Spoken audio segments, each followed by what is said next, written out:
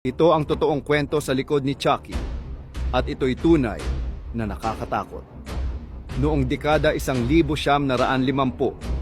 may isang kumpanyang gumagawa ng laruan na tinatawag na Good Guys Toys.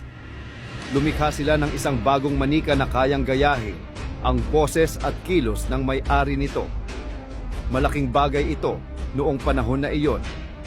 Pero habang sinusubukan pa lang ito, may mga kakaibang bagay nang nagsimulang mangyari.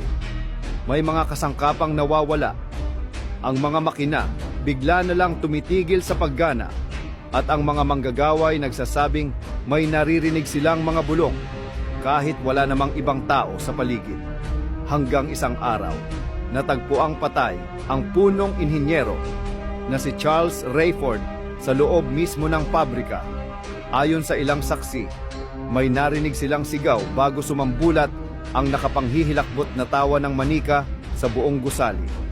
Tinawag ito ng kumpanya bilang guni-guni lang, pero hindi nagtagal.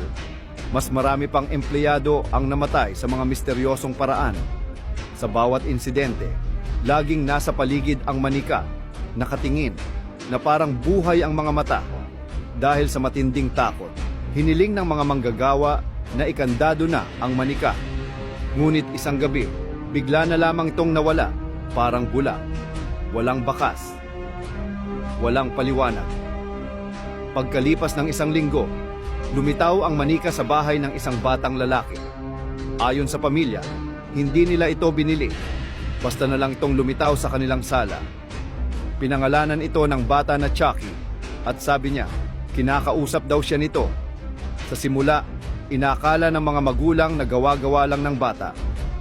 Pero nagsimulang magsara ang mga pinto ng kusa. Nagkikislapan ang mga ilaw. At ang bata, biglang takot nang mag-isa sa kanyang kwarto. Isang gabi, nagising ang ina sa sigaw ng kanyang anak. Agad siyang tumakbo sa kwarto nito. At doon niya nakita si Chucky, nakatayo sa ibabaw ng kama, hawak ang isang kutsilyo. Mahinang bumulong ang bata. Sabi niya, ikaw na raw ang susunod. Lumingon si Chucky sa ina, tumawa at tumalon palabas ng bintana. At mula noon, hindi na siya muling nakita.